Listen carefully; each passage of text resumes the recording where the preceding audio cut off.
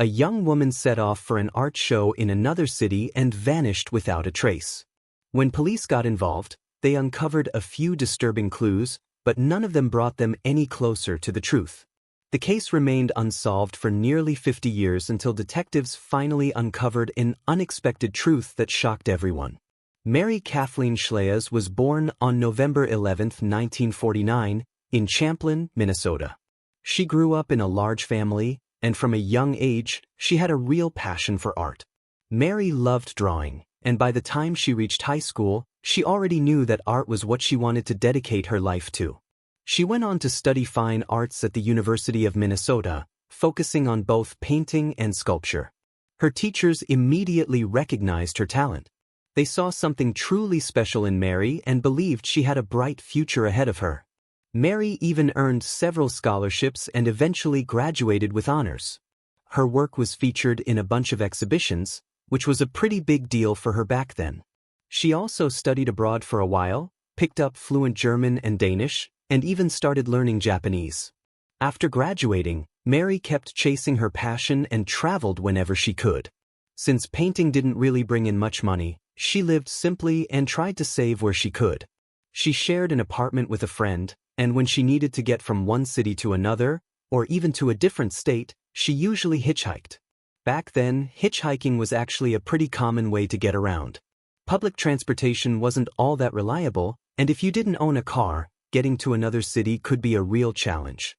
Buses were few and far between, especially in smaller towns. Plus, in the 70s, hitchhiking didn't carry the same dark reputation it does now. Stories about people going missing or getting attacked didn't spread as quickly as they do today, so most folks didn't think twice about it. On February 15, 1974, Mary was 25 years old and planning a trip to an art show in Chicago. The journey from Minneapolis was around 400 miles, so she wasn't planning to do it all in one go. Her idea was to hitchhike to a city called Madison in Wisconsin first, then make her way to Chicago from there. Around 10:30 that morning, she left home carrying a sign that said, Madison, and headed toward the highway. About 3 hours later, a man named Dennis was driving along a rural road in neighboring Wisconsin. At some point, he turned onto a long dead-end road and noticed a parked car with two people standing next to it, a man and a woman. As he drove past, it looked like they might have been arguing or even fighting, but Dennis wasn't totally sure what he was seeing. He kept driving, but the scene kept nagging at him. A few minutes later, he reached the end of the road, turned around, and headed back. But by the time he got there, the car was gone. Still, something in the snow caught his eye, and that's when he realized there was someone lying by the side of the road. Dennis didn't get out of his car. Instead, he rushed home and told his wife what he'd seen. Then, he asked his neighbor to go with him, and the two of them headed back to the spot together. When they arrived, it was clear that what Dennis saw really was a person. It was a young woman, and there was blood on her clothes. They immediately drove to the nearest house and called the police. When officers arrived at the scene, they confirmed that the young woman was already dead. She had multiple stab wounds, but something didn't add up. There wasn't much blood in the snow, which suggested she'd been killed somewhere else and left there afterward. Not far from the body, police found a man's hat, which they believed might have belonged to the killer. Crime scene techs also tried to make casts of some tire tracks nearby, but the snow made it impossible for the casting material to set properly. There were no other clues to go on, so the body was sent off to the medical examiner for further investigation. In the meantime, police spoke with the only witness they had, Dennis, hoping he could give them something to work with.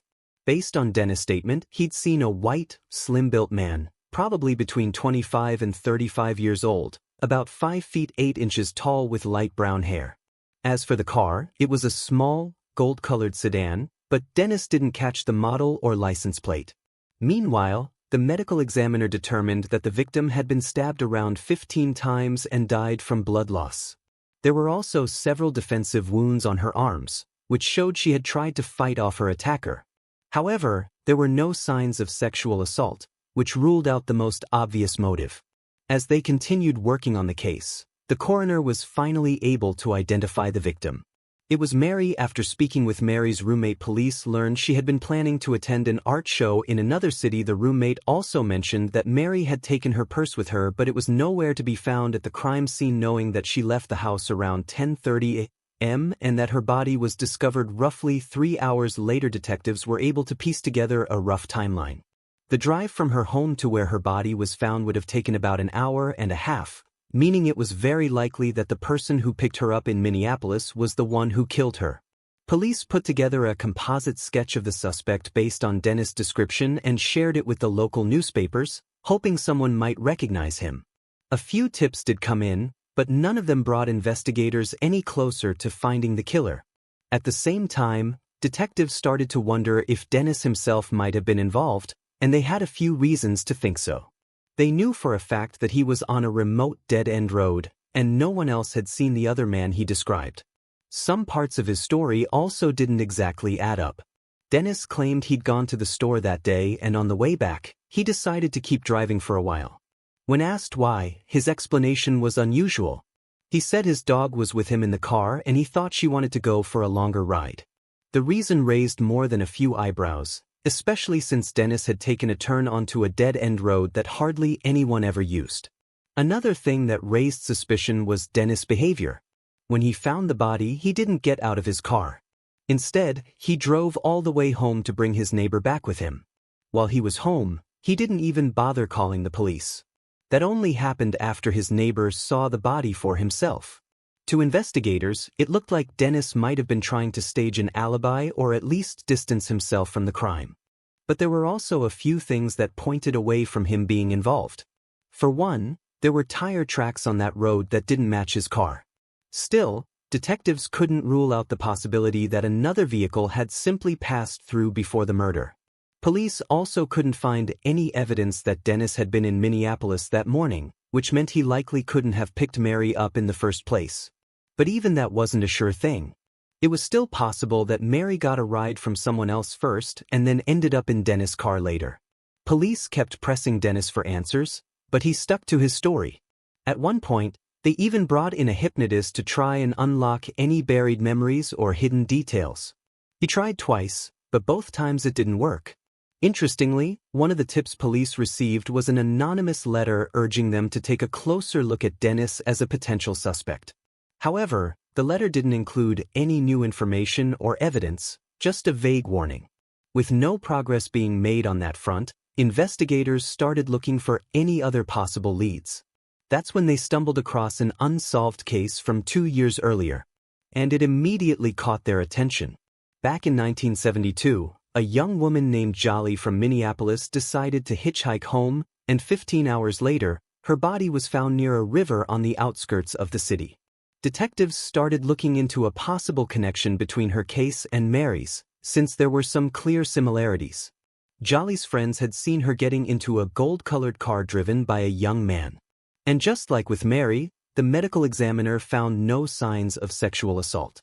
But despite how similar the two cases seemed, the investigation into Schlais' murder hadn't led anywhere either. There were no solid leads and nothing to go on. Investigators tried to find any thread linking the two cases that might point them to the suspect, but every lead ended up going nowhere. Over the next few months, detectives looked into a number of potential suspects, but none of them could be linked to Mary's murder. They also found a few witnesses who claimed they'd seen a man matching the composite sketch, driving a gold-colored sedan, but once again, it didn't lead anywhere. Eventually, the case went cold. Investigators just couldn't find a single new lead to move things forward. In the years that followed, the case was reopened several times, but each time it hit the same dead end. In the early 1980s, police came up with a theory that Mary's killer might have been a serial murderer named Randall Woodfield. He had confessed to killing 44 people and was serving a life sentence. Most of his victims were picked up while hitchhiking, which made him a logical suspect in Mary's case. But despite the similarities, detectives were never able to find any concrete link between him and the murder. In the following years, investigators followed up on hundreds of leads that took them across nearly every U.S. state and even into Canada. But still, they couldn't figure out who had killed Mary. Over time, Mary's murder became something of a local legend, especially in the county where her body was found. People started reporting strange sightings of a young woman walking along the roadside, trying to hitch a ride. But as soon as they looked away, she vanished without a trace. Two fishermen claimed they saw a similar-looking woman near a lake. They said she was glowing with a soft white light and just stood there in silence, watching them from a distance. Later on, a local woman came forward saying that a murdered woman named Mary regularly visited her and spoke to her. Since the case was never solved, those paranormal stories eventually became far more well-known than the actual crime. Many people didn't even realize that behind the ghost stories was a very real tragedy. In the early 2000s, as DNA analysis became a standard tool in criminal investigations, detectives decided to take another shot at finding a genetic trace of Mary's killer. Back in 1974, the medical examiners had found traces of blood and skin under Mary's fingernails, likely from the attacker. The evidence was still sitting in storage, but unfortunately, experts weren't able to extract a usable DNA profile from it. But there was still one more lead. Remember the hat found near the crime scene? It had been kept in evidence all these years, and inside were a few short strands of male hair. Forensic experts tested them and managed to pull a partial DNA profile. But once again, they hit a wall. There were no matches in the FBI's database. Still, it wasn't all for nothing.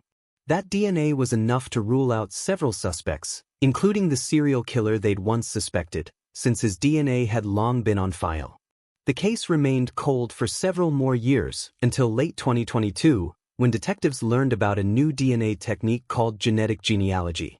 Realizing this might be their last real chance to solve Mary's murder, they reached out to a college lab in New Jersey that specialized in this kind of research, and the lab agreed to help. The experts got to work using the partial DNA profile taken from the hair inside the hat. The fact that it wasn't a full profile made things much harder, but after a long process of combing through public genealogy databases and building out possible family trees, they eventually landed on a potential suspect, a man who matched all the necessary criteria. All that was left was to get a DNA sample from him. Detectives tracked him down and asked if he'd be willing to provide one, and he agreed. But to their surprise, the DNA didn't match. Then the analysts suggested another possibility. Maybe the killer was his first cousin. Detectives followed that lead and collected a second DNA sample, but once again, no match. The whole situation was baffling. Both of those men were clearly close biological relatives of the killer. That much was certain.